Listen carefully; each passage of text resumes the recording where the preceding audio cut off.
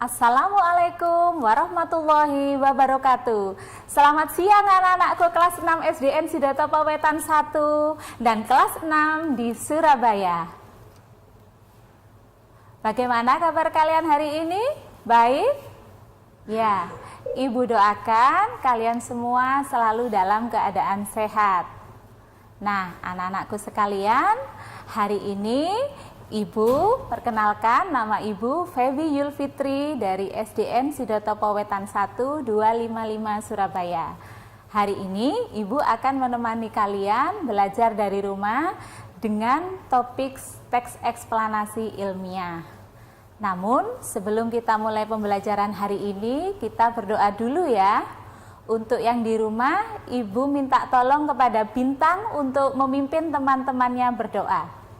Yang di rumah juga ikuti ya, berdoa. Silahkan Bintang.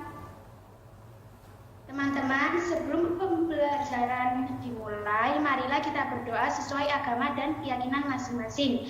Berdoa mulai. Berdoa selesai. Ya, terima kasih Bintang. Baiklah anak-anakku, hari ini Bu Febi akan menemani kalian belajar dari rumah. Hari ini anak-anak kelas 6, baik yang dari SDN Sidotopo Wetan 1 maupun yang di SD lain yang di Surabaya, kita akan belajar tentang teks eksplanasi ilmiah. Tujuan pembelajaran kita hari ini adalah yang pertama, kalian dapat menjelaskan tentang pengertian dari teks eksplanasi. Kemudian yang kedua, dapat menyebutkan struktur teks eksplanasi. Dan yang ketiga, menyebutkan informasi penting dari teks eksplanasi. Baik, kita mulai pembelajaran hari ini ya. Nah, apa sih teks eksplanasi itu? Nah, teks eksplanasi ilmiah adalah teks eksplanasi yang menerangkan suatu proses yang bersifat ilmu pengetahuan alam. Contohnya apa? Contohnya seperti gejala alam, terjadinya pelangi, proses arus listrik, dan lain sebagainya. Nah, teks eksplanasi ilmiah ini juga memiliki fungsi anak-anak. Nih, fungsinya apa? Ya, fungsinya adalah memberikan penjelasan kepada pembaca tentang proses terjadinya sesuatu. Jadi dengan membaca teks eksplanasi ilmiah, pembaca akan merasa jelas, oh ternyata begini ya proses terjadinya gitu. Dan satu lagi yang perlu kalian ingat, disusun secara prinsip sebab akibat. Nah, itu adalah proses dari teks eksplanasi ilmiah. Nah, sekarang kita akan melihat struktur atau susunan dari teks eksplanasi ilmiah itu sendiri. Ya, kita lihat. Jadi struktur teks eksplanasi ilmiah terbagi atas 3 bagian. Yang pertama bagian isi, kedua Ibu ulangi. Yang pertama bagian pembukaan, kedua isi, dan ketiga adalah penutup. Ibu jelaskan satu persatu ya anak-anak. Nah, pada bagian pertama, pembukaan, ada yang menyebutnya dengan pernyataan umum atau topik masalah. Nah, pada bagian ini berisi penjelasan singkat tentang apa yang akan dibicarakan nantinya di teks eksplanasi tersebut. Itu ada di bagian pembukaan. Sedangkan bagian yang kedua disebut isi atau deretan penjelas. Nah, pada isi ini berisi uraian penjelasan tentang sesuatu peristiwa yang dibuat secara berurutan atau runtut. Jadi pada bagian isi ini, sang penulis harus menceritakan proses atau peristiwanya secara runtut berdasarkan peristiwanya. Jadi urut, berdasarkan yang pertama apa, yang kedua apa, seperti itu. Nah, bagian yang terakhir atau penutup ini berisi kesimpulan atau interpretasi. Itu merupakan pendapat singkat dari penulis tentang teks eksplanasi itu sendiri. Nah, itu tadi anak-anak, Ibu sudah memberikan penjelasan singkat tentang pengertian teks eksplanasi, fungsinya, dan strukturnya. Supaya lebih jelas, kita akan melihat teks eksplanasi ya. Ibu akan memberikan contoh kepada kalian teks eksplanasinya. Kemudian kita akan bersama-sama berdiskusi, mencari apa informasi penting yang terkandung dalam teks eksplanasi tersebut. Kalian sudah siap anak-anak?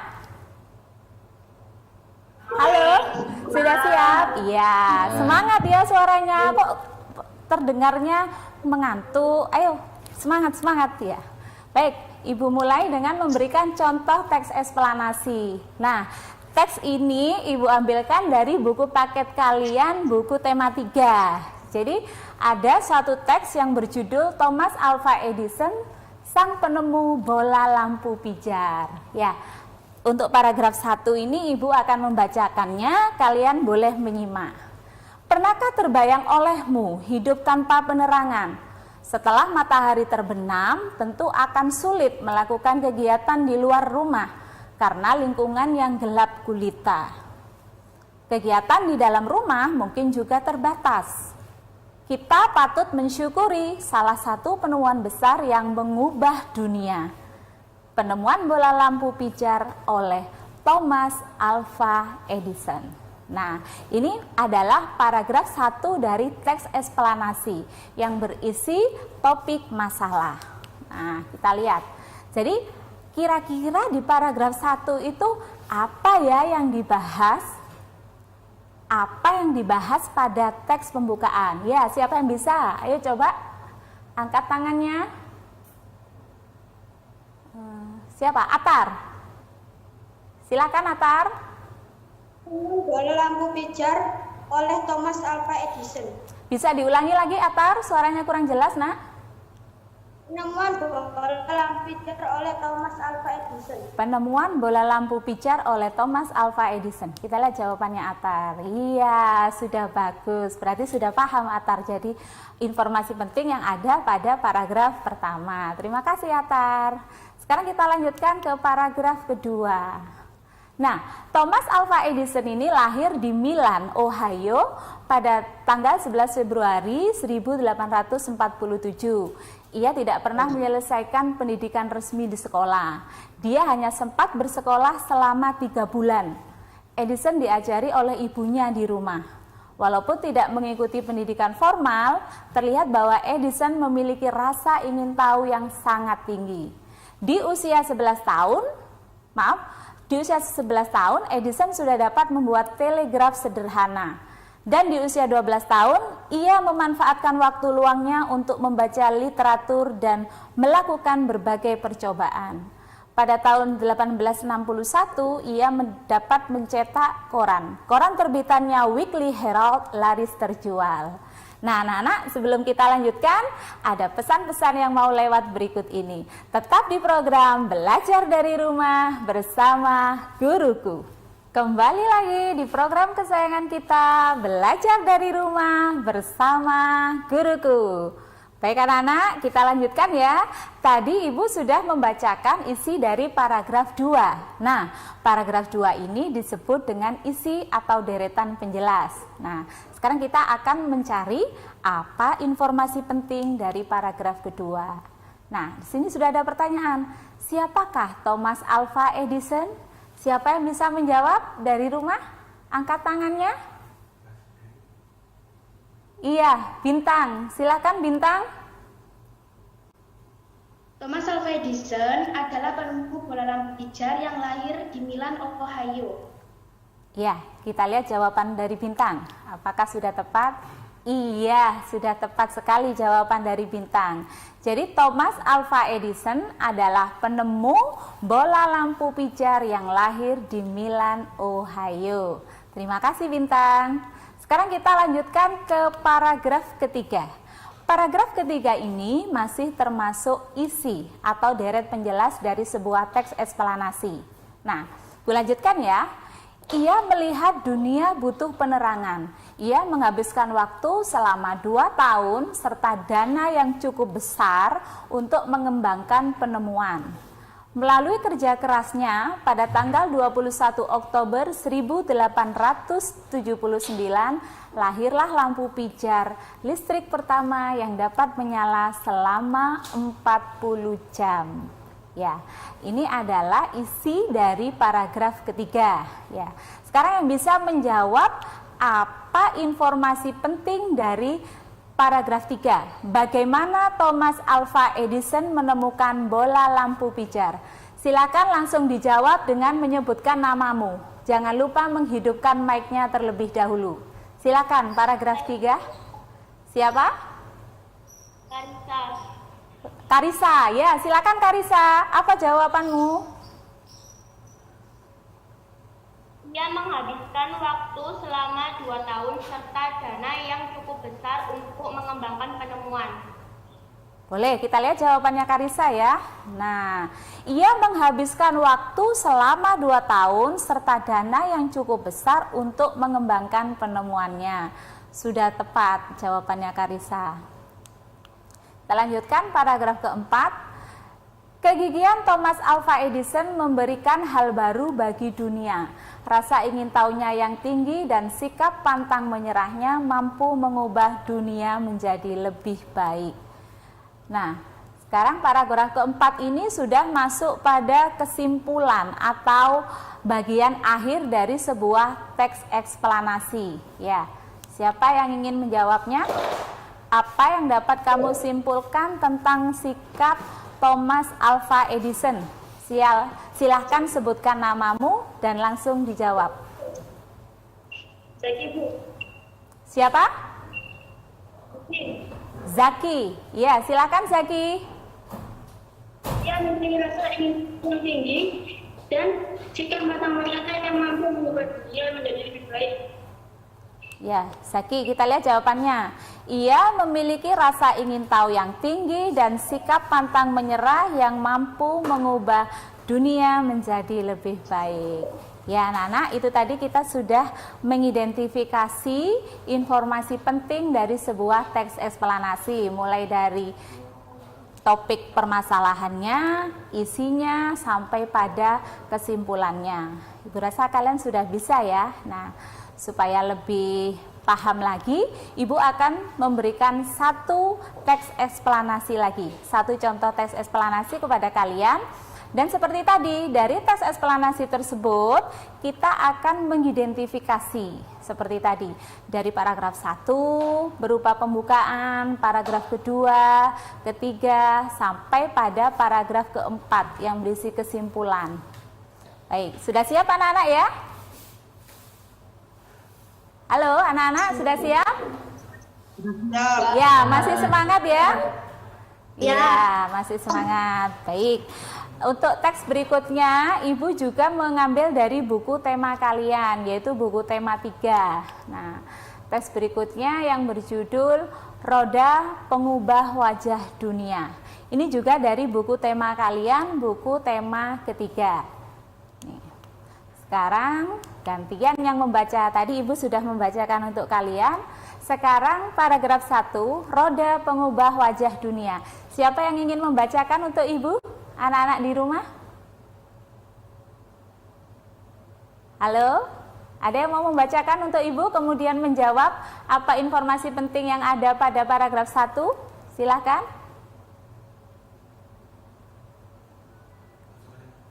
Anak-anak, ya, ada yang mau membaca. Baik, Ibu yang membacakan. Nah, perhatikan semua benda di sekeliling kita. Adakah yang memiliki roda?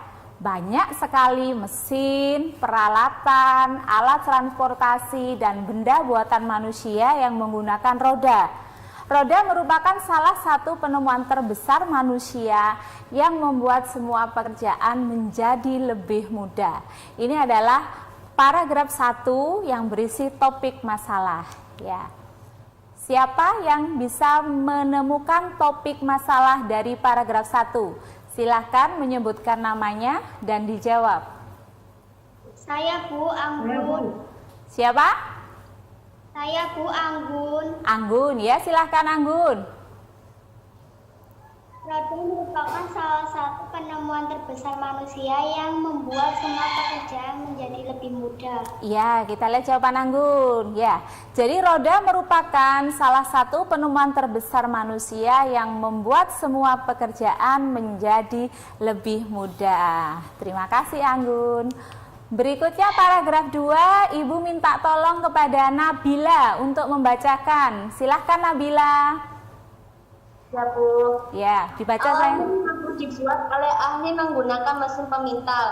Peninggalan roda paling tua berasal dari Mesopotamia yang digunakan untuk kendaraan di sekitar tahun 3000 sebelum Masehi.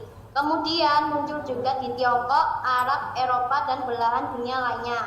Perkembangan roda dimulai dari bentuk sederhana berupa balok kayu yang digulingkan, kemudian berubah menjadi potongan melintang balok kayu. Roda bundar itu dengan pasak di tengahnya hingga roda berjari-jari. Bagian tengah roda kemudian juga diganti besi sehingga roda menjadi semakin kuat. Iya, terima kasih Nabila. Nabila bisa langsung dijawab apa informasi penting yang ada di paragraf kedua ini Nabila? Peninggalan roda paling tua berasal dari Mesopotamia yang digunakan untuk kendaraan di sekitar tahun 2000 sebelum Masehi. Iya, kita lihat. Jadi peninggalan roda paling tua berasal dari Mesopotamia yang digunakan untuk kendaraan di sekitar tahun 3000 sebelum Masehi. Baiklah anak-anakku, sebelum kita lanjutkan, kalian saksikan dulu pesan-pesan berikut ini. Tetap di program kesayangan kita, Belajar dari Rumah bersama Guruku. Halo, kembali lagi di program kesayangan kita, Belajar dari Rumah bersama Guruku. Bersama siswa-siswa kelas 6 dari SDN Sidotopo Wetan 1 dan tentunya kelas 6 yang tidak bisa mengikuti Zoom di rumah, boleh tetap mencoba menjawab bersama Ibu di sini ya. Baik, kita lanjutkan. Tadi sudah kita bahas paragraf 2 mengenai isi atau deret penjelasnya. Sekarang kita lanjutkan ke paragraf ketiga. Nah, paragraf ketiga ini Ibu minta tolong untuk dibacakan kepada Kanza. Silakan Kanza, dibaca dulu paragraf 3. Seiring dengan perkembangan zaman, roda terus mengalami perbaikan. Charles Goodyear pada tahun 1839 berhasil menciptakan ban terbuat dari karet yang lebih tahan goncangan dan lebih kuat terhadap gesekan permukaan jalan. Pada tahun 1845, Thomson dan Dunlop kemudian menciptakan ban yang berisi udara. Pada perkembangannya, saat ini roda mempunyai banyak ukuran dan jenis. Ada yang terbuat dari besi, kayu, karet, atau gabungan dari beberapa jenis bahan yang disesuaikan dengan fungsinya. Iya Kanza. Nah, sekarang apa informasi penting dari paragraf ketiga ini Kanza? Charles Goodyear pada tahun 1839 berhasil menciptakan ban terbuat dari karet yang lebih tahan goncangan dan lebih kuat terhadap gesekan permukaan jalan. Pada tahun 1845, Thomson dan Dunlop kemudian menciptakan ban yang berisi udara. Ya, kita lihat jawaban dari Kansa ini ya. Anak-anak yang lain yang tidak bisa ikut bergabung dengan Zoom sudah bisa menjawab juga apa belum? Bisa. Bagus. Sekarang kita cek jawabannya anak-anak. Jadi pada paragraf ketiga ini informasi pentingnya adalah Charles Goodyear pada tahun 1839 berhasil menciptakan ban dari karet. Kemudian pada tahun 1845 Thomson dan Dunlop menciptakan ban yang berisi udara. Nah, itu adalah informasi penting yang ada di paragraf ketiga. Sekarang kita lanjutkan ke paragraf yang terakhir, yaitu paragraf 4. Nah, paragraf 4 ini isinya adalah kesimpulan dari teks eksplanasi ilmiah tersebut. Untuk teks eksplanasi di paragraf keempat ini, Ibu minta tolong untuk dibacakan kepada Gadis. Silakan Gadis. Berkat penemuan roda, menempuh jarak antar tempat di berbagai belahan dunia menjadi lebih mudah dan lebih cepat. Pengaruh roda sangat terasa terhadap perkembangan ekonomi masyarakat dunia karena pendistribusian barang-barang perdagangan menjadi lebih cepat dan mudah. Tanpa roda, tentunya kehidupan manusia akan menjadi sangat sulit. Iya, terima kasih gadis. Informasi pentingnya apa gadis? Atau kesimpulan dari paragraf keempat ini? Pengaruh roda sangat terasa terhadap perkembangan ekonomi masyarakat dunia karena pendistribusian barang-barang perdagangan menjadi lebih cepat dan mudah. Tanpa roda tentunya kehidupan manusia akan menjadi sangat sulit. Ya, anak-anakku yang di rumah yang tidak bisa ikut bergabung dengan Zoom, bagaimana? Sudah ketemu jawabannya? Sudah, iya, kita cek ya. Nah, ternyata pengaruh roda sangat terasa ya terhadap perkembangan ekonomi masyarakat dunia karena pendistribusian barang perdagangan menjadi lebih cepat dan mudah ya. Jadi sangat terasa sekali ya, yang tadinya tidak ada roda menjadi ada roda yang dipakai untuk pendistribusian barang-barang. Tanpa roda tentunya kehidupan manusia akan sangat sulit. Nah, anak-anakku yang di rumah, baik yang ada tergabung dalam Zoom maupun yang tidak terasa sampailah kita saat pada menyimpulkan materi hari ini. Hari ini kita sudah belajar tentang teks eksplanasi ilmiah. Ada yang masih ingat apa tidak? Apa sih teks eksplanasi ilmiah itu? Silakan yang bisa menjawab, sebutkan namanya, kemudian dijawab. Saya India. Siapa nak? Yang keras suaranya? Anindya. Anindya, silakan Anindya. Apa tes eksplanasi ilmiah itu Anindya? Teks eksplanasi ilmiah adalah teks eksplanasi yang menerangkan suatu proses yang bersifat ilmu pengetahuan alam seperti gejala alam, terjadinya pelangi, proses arus listrik, dan lain sebagainya. Iya, terima kasih Anindya. Jadi teks eksplanasi ilmiah adalah teks eksplanasi yang menjelaskan tentang suatu proses yang bersifat ilmu pengetahuan alam. Itu adalah proses teks eksplanasi ilmiah. Nah, berikutnya kita akan bicara tentang fungsi. Bagaimana yang di rumah yang tidak tergabung dalam Zoom? Masih ingat fungsinya tadi? Iya, kita lihat sekarang. Jadi fungsi teks eksplanasi itu adalah memberikan penjelasan kepada pembaca tentang proses terjadinya sesuatu. Nah, yang disusun menurut prinsip sebab akibat. Seperti itu anak-anak. Jadi dengan membaca teks eksplanasi orang akan paham tentang proses terjadinya sesuatu. Nah, berikutnya tentang struktur atau susunan dari teks eksplanasi ilmiah. Ada yang masih ingat struktur atau susunannya? Silakan anak-anak. Saya, Bu. Ya, siapa? Tasya. Tasya. Iya Tasya, sebutkan strukturnya nak. Pembukaan atau pernyataan umum, isi Iya. atau deretan penjelas, kesimpulan atau penutup. Iya, jadi ada berapa strukturnya? Ada 3. Yang pertama pembukaan atau biasa disebut topik permasalahan. Yang kedua isi atau deretan penjelas. Dan yang ketiga adalah penutup. Baiklah anak-anakku yang di rumah, yang tergabung dengan Zoom maupun yang tidak. Sekarang kita sampailah pada oleh-oleh untuk kalian berupa tugas mandiri kalian di rumah. Jadi nanti kalian baca teks Si Kota Ajaib. Ini ada pada buku kalian tema 3, halaman 61 sampai 62. Kalian tuliskan informasi penting dalam setiap paragraf pada diagram berikut. Ini diagramnya ada di buku kalian.